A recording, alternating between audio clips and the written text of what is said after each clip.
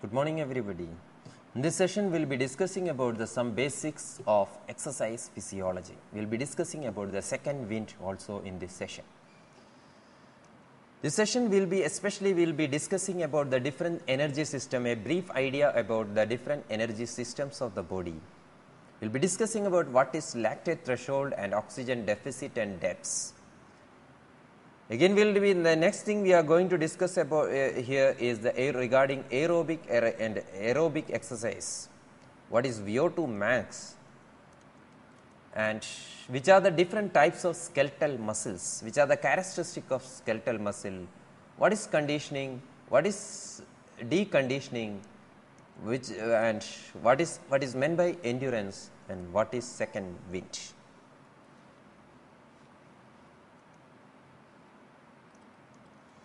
Now, energy systems.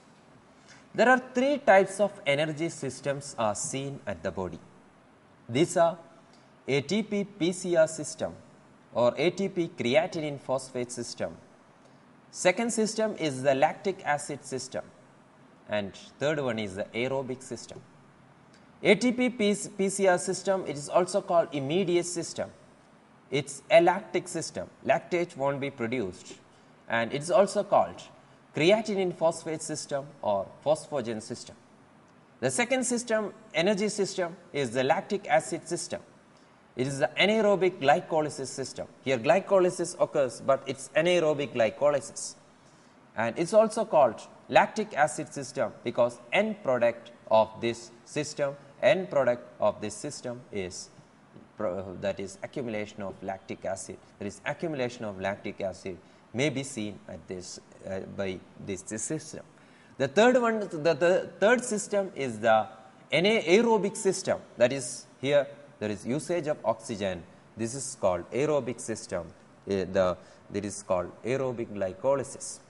Now, if an activity which lasting less than 10 seconds, the ATP PCR system or ATP creatinine phosphate system will be used. That is, if a very short movements, a very fast and short movement, the system used will be ATP PCR system or ATP creatinine phosphate system for up to a few seconds, even maybe up to 10 seconds. Now, after this activity, after this 10 seconds, next system work is the lactic acid system or anaerobic glycolysis system. End product of this anaerobic glycolysis system is the lactic acid. So, this system lasts for up to 30 to 40 seconds. So, this is the second system lactic acid system. Now, after this 30 seconds, there is aerobic system occurs. Aerobic system starts its action. That is, after this anaerobic systems, the aerobic system comes into function, and this is called aerobic glycolysis system. The energy ATP production is through aerobic glycolysis. Now, lactate threshold. So, lactic acid we already discussed. There is a system called a lactic acid system, or there is a lactic acid system or a short term system. So, that is the anaerobic glycolysis occurs, and there is end product is a lactic acid. So, once we are using the lactic acid, and once there is end product is formed called lactic acid, and when this lactic acid has to be removed from the body, or lactic acid has to be, and if the lactic acids are level, if the level of lactic acid is higher than body's ability to remove it, so then it is known that is known as lactate threshold. Now, so there is a coordinate activity of all these systems. Now, first of all, there will be usage of there is immediate system or ATP PCR system. Then there is the glycolysis, anaerobic glycolysis system or lactic acid system works, and these are anaerobic systems. And after that, after 40 seconds or 30 seconds, so the aerobic system works. Up to the starting of the aerobic system, there is consumption, there won't be consumption of oxygen. So, the anaerobic system works. Oxygen deficit represents the difference between the total oxygen consumed during the exercise. An amount that would have been consumed has a steady rate of aerobic metabolism occurs immediately when the exercise begins. So, this is the oxygen deficit is the amount, how much is the anaerobic system, it is the how much the anaerobic system worked. So, it is the difference between if there is a steady rate of oxygen usage or if a steady rate of any aerobic metabolism starts at the beginning of the exercise and the difference between the total oxygen actually consumed. This difference is known as oxygen deficit. There is another term called oxygen debt usually used. This is also called this is the extra volume, this is the additional oxygen that must be taken into the body after a vigorous exercise to restore or to restore all the system to their normal state. This is called oxygen debt. Now, another term commonly comes is the aerobic exercise. Aerobic exercise means it refers to the exercise that is moderate intensity undertaken for a long duration where there is usage of oxygen is there. This type of exercise is called aerobic exercise. The exercise will be of moderate intensity and it is for a long duration. Example is running, swimming, jogging, walking, stair climbing, etc. According to American College of Sports Medicine, any activity aerobic exercise they define aerobic exercise as any activity that uses large muscle groups which can be maintained continuously and in a rhythmic nature. These are called aerobic exercise. Aerobic means use of oxygen. So, aerobic exercise are the exercise which is done by the usage of oxygen, where especially the glycolysis, the aerobic glycolysis occurs, and these are exercise of moderate intensity for a longer duration. Example, running, swimming, jogging, walking, stair climbing, etc. are considered as aerobic exercise.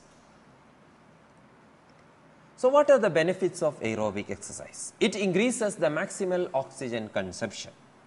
It improves the cardiovascular and cardiorespiratory functions.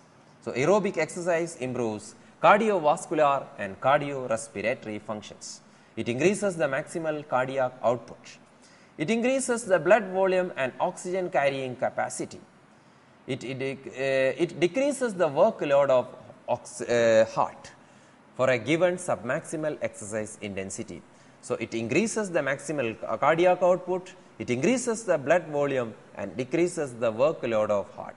It increases the blood supply to the muscles and ability to use the oxygen. So, blood supply to the muscles will be increased and ability to the use of oxygen by the muscles also increases by aerobic exercise. It lowers the heart rate and BP at any level of submaximal exercise and increases the threshold of lactic acid accumulation. So, as the threshold of lactic acid accumulation has increased, so the lactic acid, so it won't cause fatigue. So, there is less chance of fatigue as the lactic acid accumulation is increased. So, then it causes a lower resting systolic and diastolic BP with people with high BP. So, aerobic exercise has to be recommended for peoples with high BP, and it increases HDL cholesterol, it decreases blood triglycerides, and it decreases the body fat and improved weight control. So, decreases the body fat. Aerobic exercise can decrease the body fat and increase the weight control, and it improves the glucose tolerance and decrease the insulin resistance. Another term usually comes while we go through the exercise physiology books or exercise physiology is the VO2 max. VO2 max can be defined as the maximum amount of oxygen consumed per minute when an individual has reached a maximal effort. That is, it is usually expressed in milliliter per kilogram per minute. Now, VO2 max is equal to cardiac output into arteriovenous difference. Cardiac output is equal to heart rate into stroke volume. Arteriovenous difference means it is the difference between the arterial and venous oxygen level. So, VO2 max is the cardiac output into arteriovenous difference. Now, the importance of VO2 max. VO2 max is an index for the maximal cardiovascular and pulmonary function. It is the single most useful measurement to characterize the functional capacity of the oxygen transport system and is a limiting factor in endurance performance. Now, which are the factors which determine VO2 max? There are some peripheral factors and central factors are there. Peripheral factors include muscle blood flow, capillary density, oxygen diffusion, oxygen extraction, hemoglobin oxygen affinity and muscle fiber profiles. These are the peripheral factors which determines the VO2 max. There are some central factors like cardiac output, arterial pressure, hemoglobin, ventilation, oxygen diffusion and alveolar ventilation perfusion ratio. These are the some central factors which determines the VO2 max. Now, there are some factors which affecting the VO2 max. It includes the gender, genetics, body composition, muscle mass, age, any pathologies, any diseases. There are some extrinsic factors also like activity level of the person and time of the day of activity, whether it is the morning, whether it is the evening, whether it is the night. Next is sleep deprivation. Dietary intake also affects the VO2 max. Nutritional status of the person and environment also affect the VO2 max. Once we see age, as the age increases, VO2 max keeps on decreasing in a same manner even in athlete, even in sedentary population, even in moderately active population. As the age increases, the VO2 max keeps on decreasing. And once we see the gender, males is having VO2 max more, but still as the age increases, VO2 max keeps on decreasing, women is having less VO2 max. Now, in case of any injury, there may be chance of bed rest, and bed rest also affect the VO2 max. As the bed rest, the days of the bed rest increases, VO2 max keeps on decreasing. Next common term usually comes is during in exercise physiology is the respiratory exchange ratio. Respiratory exchange ratio is the ratio between the carbon dioxide expired divided by the oxygen consumed. It is measured by gas exchanged at the mouth, that is ratio of a carbon dioxide expired and oxygen consumed. Respiratory quotient means that it is the ratio of carbon dioxide produced by the cellular metabolism to oxygen used by the tissues. So, it is the measurement are made at the cellular level.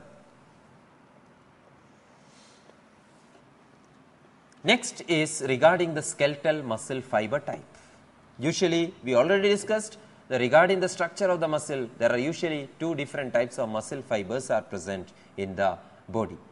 These are the skeletal muscle fibers are present in the body. These are fast twitch muscle and slow twitch muscle.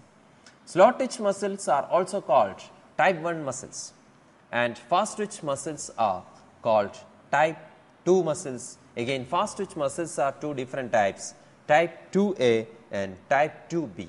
So, all these muscles are having different regarding aerobic capacity. For example, type 1A is having a high aerobic capacity. At the same time, the myoglobin content also more in type 1A, and the color of type 1A and type 2A is red, but type 2B is white. So, this is white muscle, and the red is the type 1A and type 2A are red in color. Now, the fatigue resistance is high in type 1A and it is low in type 2B. Then glycolytic capacity is and glycogen content is low in type 1A, it is high in type 2B. And triglyceride content is high in type 1A and low in type 2B. And myosin heavy chain is, there is difference in the myosin heavy chain also in all these type of muscles. So, there are three different types of muscle fiber. We can broadly classify into it as slow twitch and fast twitch muscle fibers. Slow twitch muscle fibers are type 1A fibers. Fast twitch are two types again, type 2A and type 2B.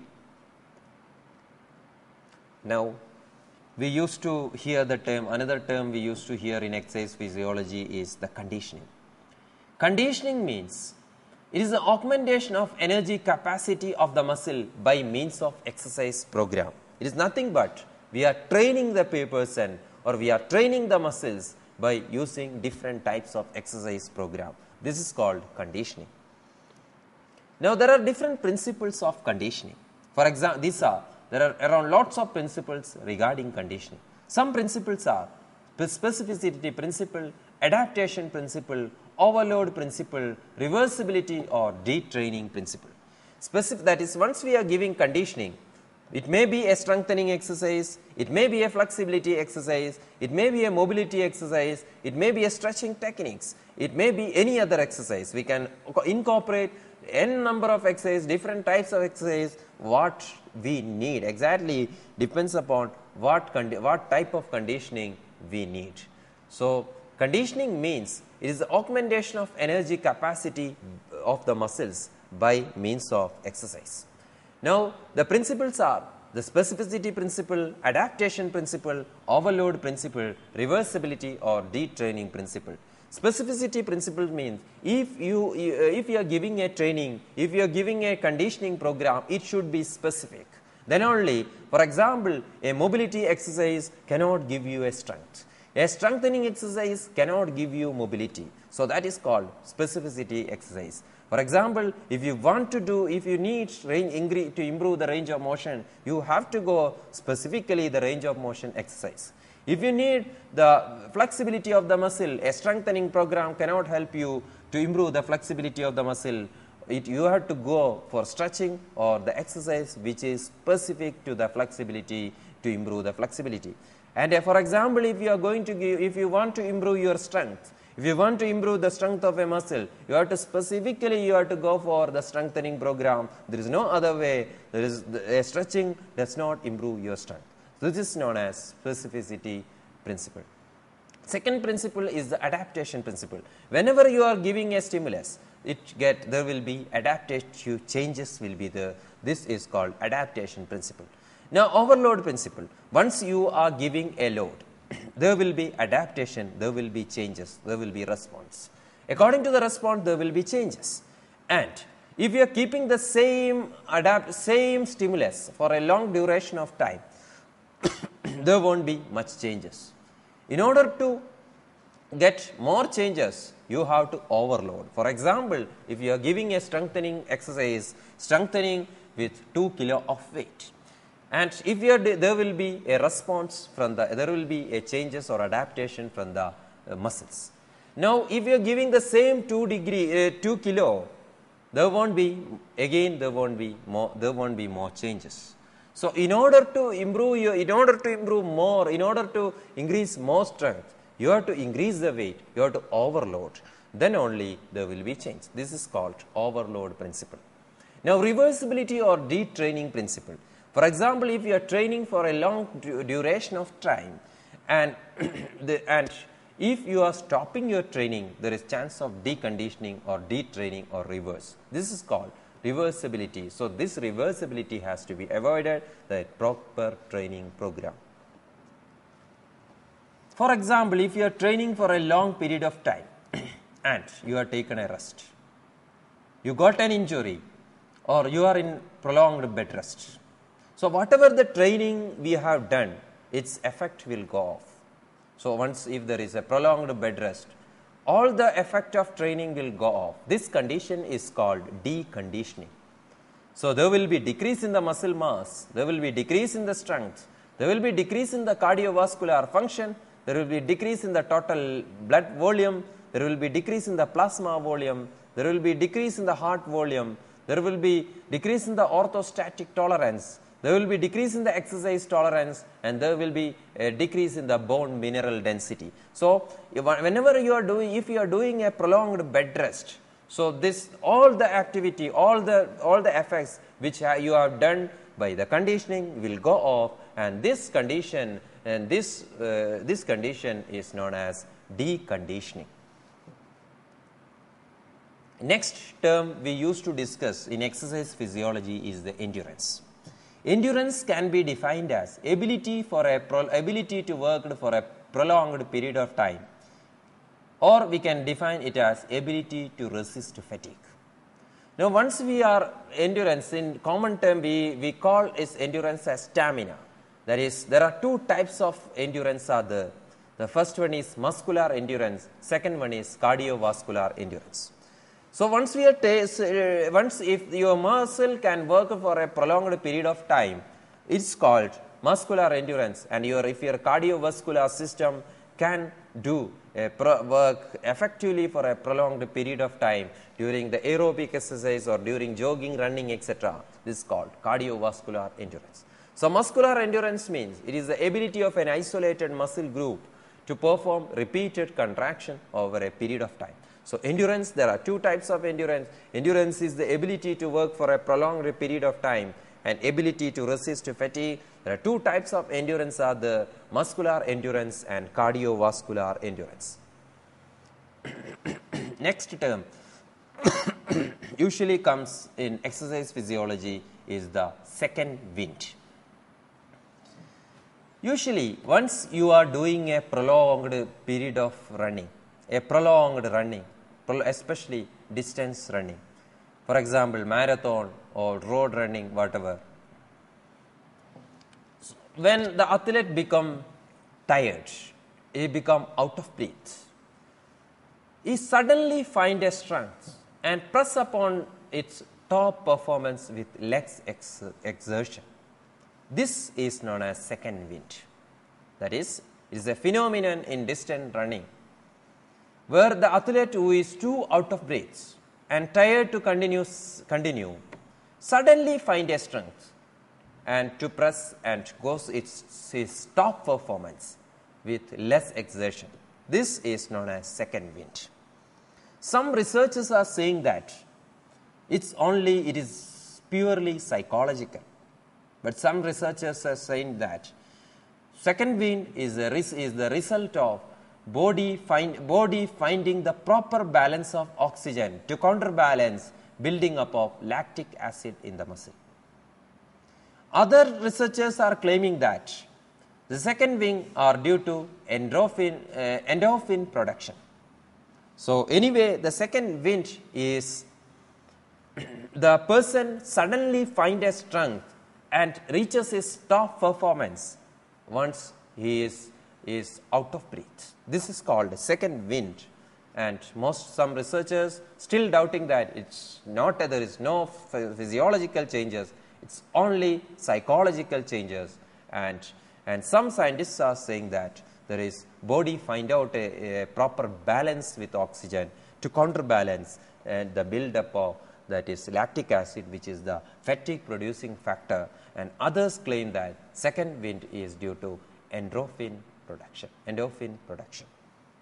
We have already discussed some basic terms, some basic terminologies which come across once you go through different exercise physiology books.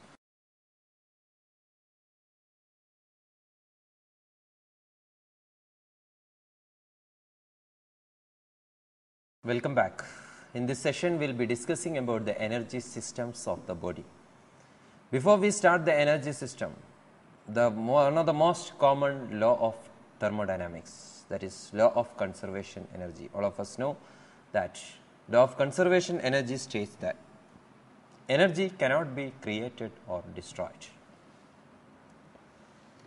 Now, all energy of the muscle is provided to the muscles in the form of ATP. So, chemical reactions in the body causes ATP to break down and release energy to the muscles for work. So, energy to the muscles are provided in the form of ATP. Then ATP goes, it breakdowns and causes the release of energy for work. ATP is a molecule which contain, it is also called, its the full terminology is, it is adenosine triphosphate.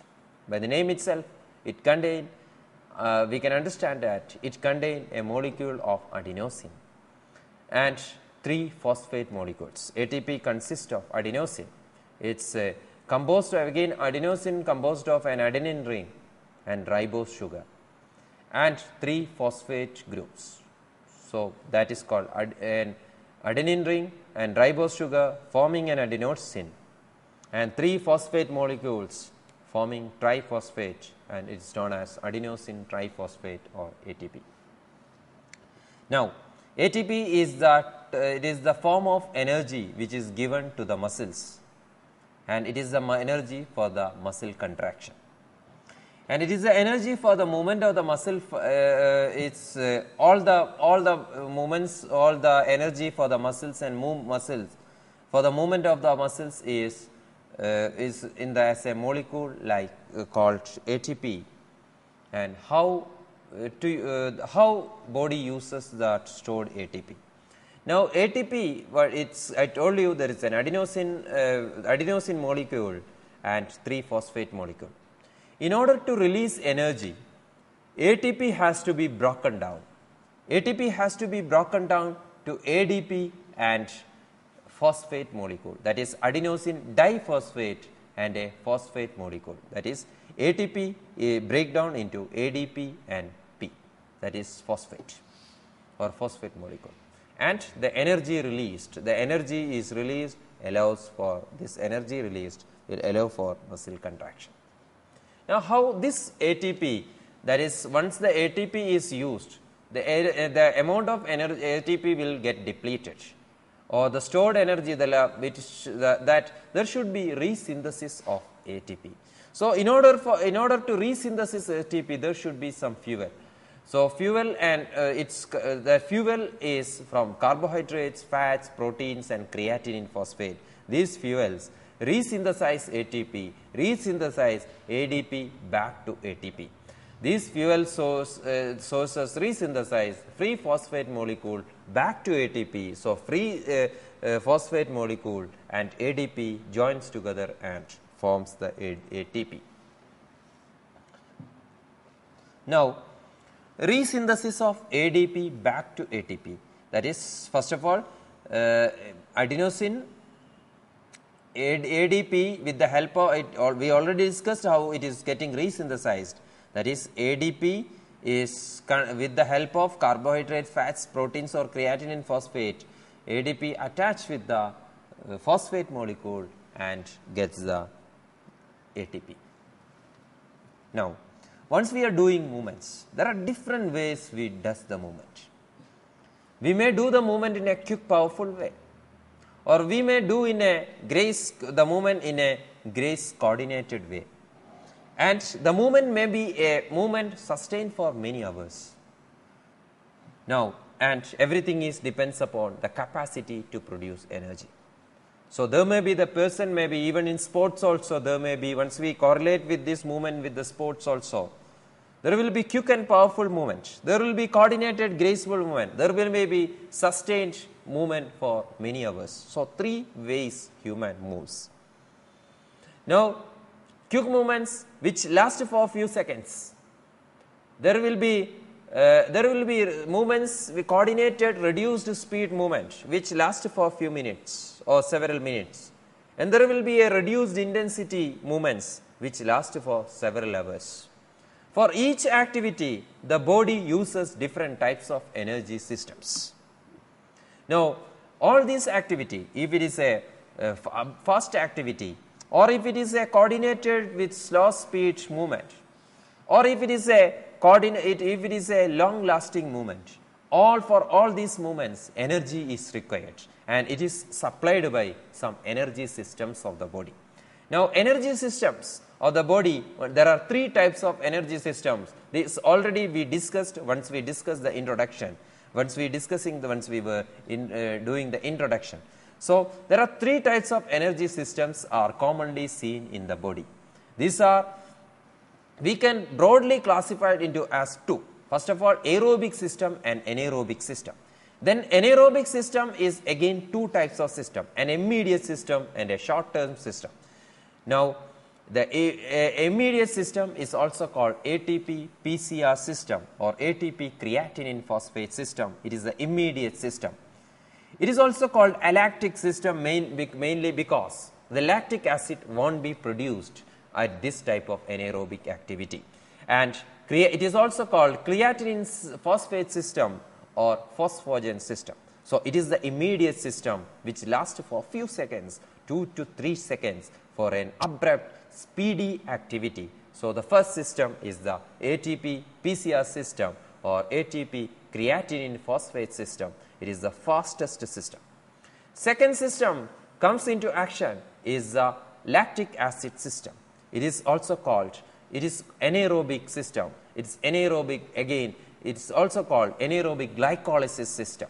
That is, here glycolysis occurs, but it is not aerobic, it is anaerobic glycolysis. As there is anaerobic glycolysis occurs, there is production of a byproduct called lactic acid, and this may get accumulated.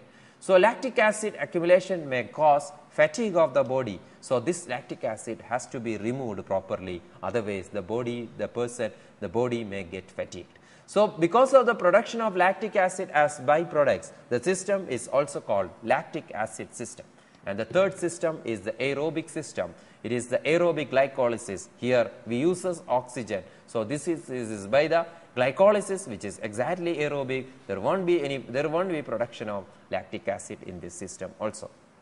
So, we can broadly classify, we can divide all the energy system into three, that is ATP PCR system, lactic acid system and aerobic system.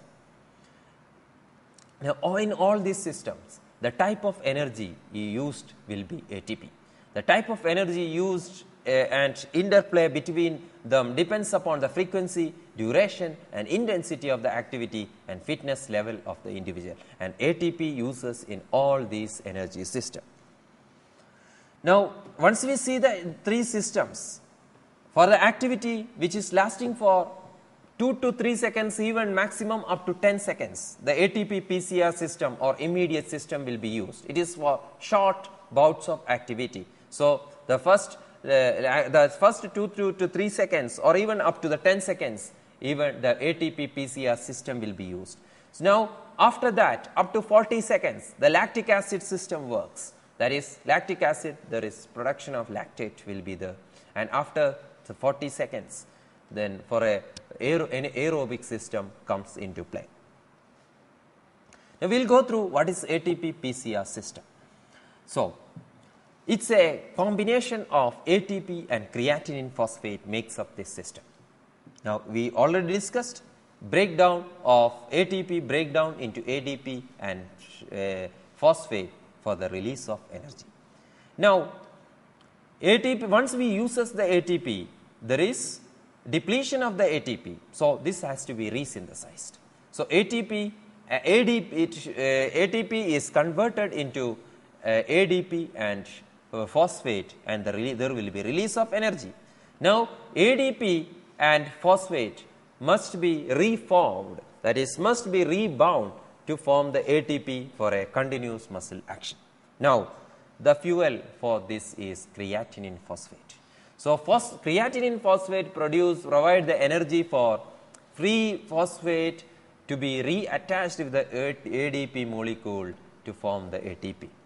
So, that is why this is called for ATP creatinine phosphate system. here the creatinine phosphate is the mediator, or we can say it is the energy to recreate or to remake the ATP for the energy. So, this system provides most of the ATP during the powerful or explosive effort. However, the total amount of this creatinine phosphate stored in the human body is it is very limited. So, altogether around that is the total amount of creatinine phosphate stored in the human body is extremely limited.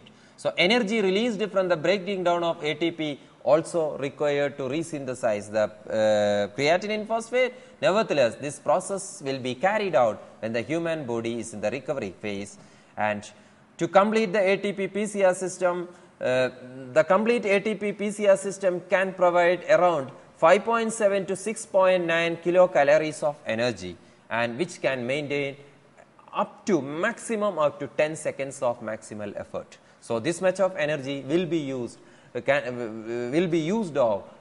before 10 seconds itself. So, ATP PCR system can provide a very less amount of energy, but it is a very fast. So, mainly the importance of ATP PCR system is the instant energy, instant source of energy and a fast energy to the body. The ATP PCR system does not require oxygen in the muscles for a proper functioning. Besides, it required fuels, that is ATP and creatinine phosphate, which is already stored in the muscle cells. So, the chemical reaction involved when creatinine phosphate is broken down are fewer than the other two energy systems. Now, the ATP system particularly important for the high intensity, high speed activities, but it has to be completed within very few seconds. For example, for an abrupt activity like starting or jumping or throwing or a fast weight lifting, this type of activity, the ATP PCR system will be used. So, within 10 seconds or with a period of less than 10 seconds, the maximal effort, the phosphate system is completely depleted or largely depleted. The body again, anyway the body needs again energy. The body has to reduce the intensity of activity at this point. At this point, the next energy system has to work, that is here the glycolytic, that anaerobic glycolysis system or lactic acid system comes into action and takes over the dominant part of provider of ATP. So, up to this level we were using the ATP PCR system, but it won't, the entire ATP or entire phosphate will get depleted. So, another system has to take over the work, and this is done by lactic acid system.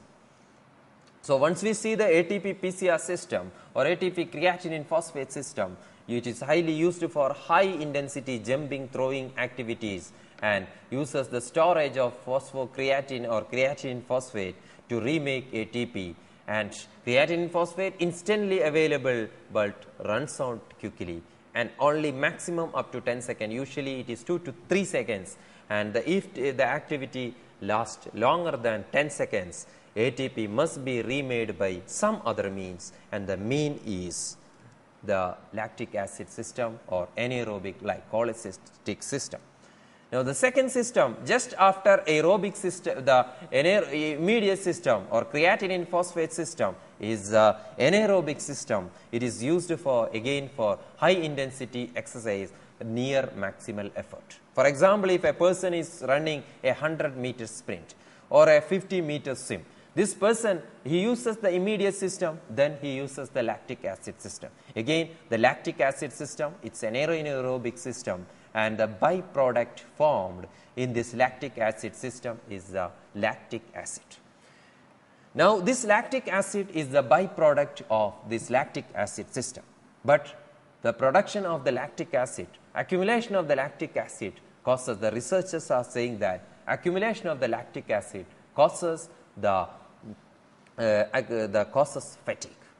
So, lactic acid system causes fatigue also, but it provides the bulk energy for high intensity just below the maximal effort, and also when there has been insufficient time to replenish the phosphocreatinine in repeated maximal effort. During 400 meters of sprint, the phosphocreatinine system allows an explosive start. However, an anaerobic glycolysis system dominates the most powerful race.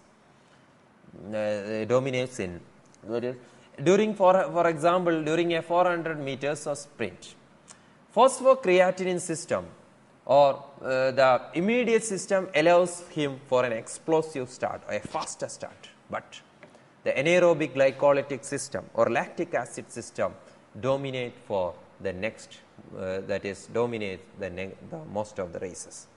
The lactic acid system break down glucose in the absence of oxygen, because we know that it's an anaerobic system to produce the limited supply for energy for the resynthesis of ATP. ATP will be resynthesized and supplied as energy, and but this partial because the breakdown is in the absence of oxygen. This absence of, if the breakdown occurs in the absence of oxygen, it causes the production of lactic acid and accumulation of lactic acid. Now, once the lactic acid is accumulated in the muscle, the contraction of the muscle will get inhibited.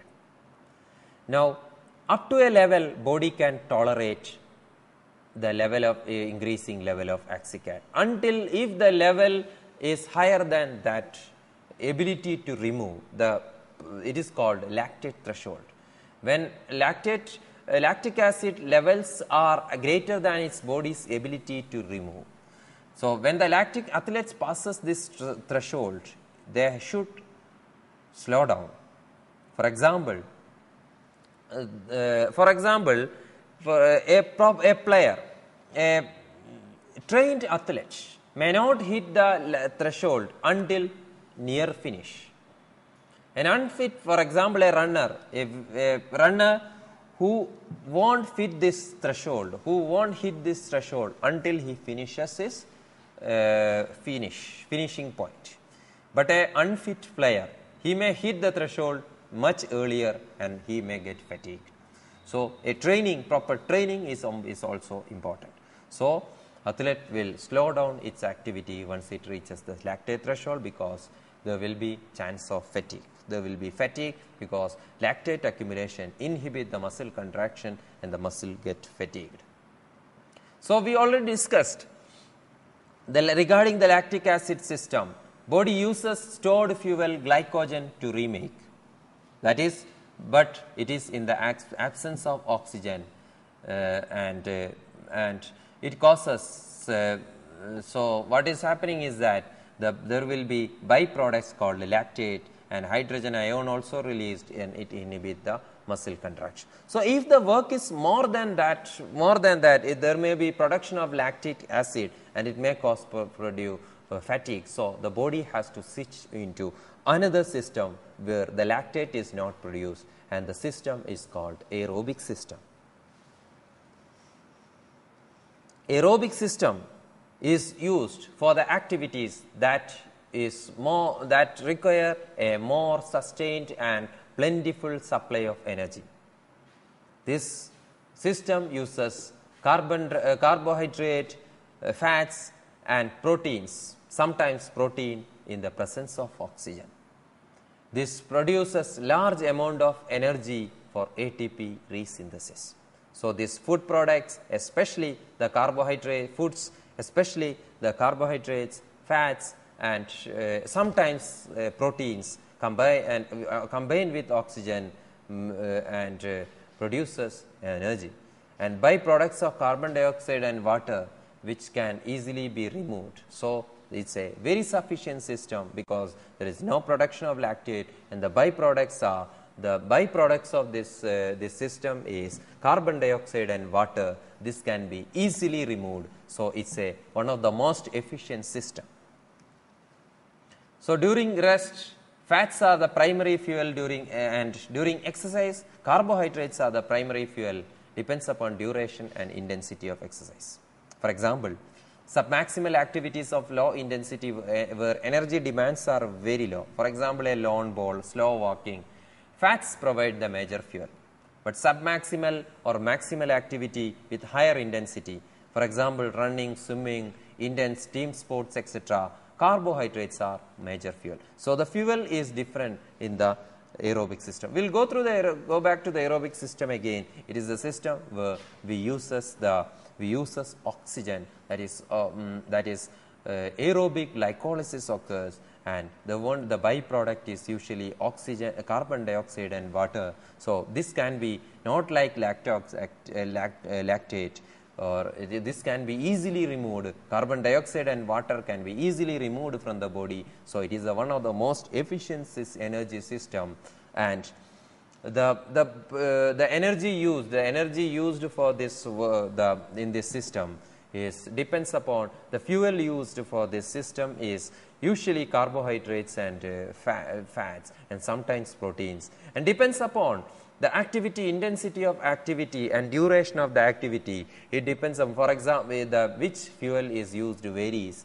If it is a submaximal activities like slow ball, or if it is a submaximal activity like slow walking or a lawn ball, etc., in this case the energy used will be fat. Fat is the major fuel source. But in the activity like maximal or submaximal activity of high intensity like running, swimming or intense team sports, carbohydrates are the major fuels. Now, but as it is one of the most efficient system, but there is some demerits. The main demerit of this system is it produces energy very slowly. It is a much slower energy production than an aerobic system. And once the person starts in aerobics, once the person starts usage of aerobic system, after 2 to 5 minutes, the individual reaches a limit called a stage called a steady state. This is when the respiratory system increased oxygen intake meet the activity of oxygen demands. So, oxygen intake will meet, it reaches in an equilibrium with the oxygen demands, and aerobic production of ATP and then plateaus with the required rate, and this position is called steady state, and it is we can understand by it is the state where when the breathing becomes steady. So, this point is called steady state. So, if a person who can reach the steady state fast, so he will be using a less amount of anaerobic system, so he won't get fatigued fast. So, once we see aerobic system, it is used in longer submaximal activities like swimming, running, jogging, cycling, etc., and there are plenty of oxygen is available for the production of ATP, and so the carbon dioxide is all byproducts like carbon dioxide and water will be removed. So, there won't be any accumulation. So, it does not even accumulate, there won't be any accumulation of lactic acid. So, this is considered as one of the most efficient system. Now, there is another term called oxygen deficit. Oxygen deficit is, I told you that there will be a steady state of oxygen consumption will be there. Now, this steady state of oxygen consumption reaches after 2 to 5 seconds. Up to this point, up to this steady state of oxygen, up to this steady state, anaerobic system will be used. So, oxygen deficit can be defined as it represents the difference between the total oxygen actually consumed during exercise and amount that would have been consumed had a steady rate of aerobic metabolism occurred immediately when the exercise begins. Usually, the steady rate of oxygen consumption or steady rate of oxygen or steady rate of aerobic metabolism starts after 2 to 5 minutes of exercise. So, it is the state. So, up to this steady state level, the oxygen consumed, the energy consumed, or the energy system used is the anaerobic system. So, once the steady state reaches, the system used will be a aerobic system. So, this oxygen deficit is the actual measure of how much anaerobic energy used by the system. So, this is called oxygen deficit. Now, what will be the oxygen deficit? What will be the difference in oxygen deficit in trained and untrained athlete? Usually, the person the steady rate will be similar value. The similar values of steady rate oxygen uptake will be there. But a trained person who is training regularly reaches the steady rate faster than a person with less trained. That is, trained person reaches the steady rate faster than an untrained person. So, he will be having less oxygen deficit. So, that means that he uses the anaerobic system less and uses aerobic system more. So, great total of oxygen consumed, there will be more oxygen consumed and less anaerobic system energy transfer in trained athlete. So, that is why trained athlete he uses less anaerobic system. So, less accumulation of lactic acid and less fatigue will be there in case of a trained athlete. And this adaptation trigger an earlier aerobic ATP production with lactate formation in trained individual. So, but in case of an untrained person, this oxygen, that is oxygen deficit will be more. He reaches the steady state of oxygen, the steady state bit slowly or bit later. So, it causes more usage of anaerobic system, especially the lactic acid system, which causes the accumulation of the lactic acid, and this causes a fatigue.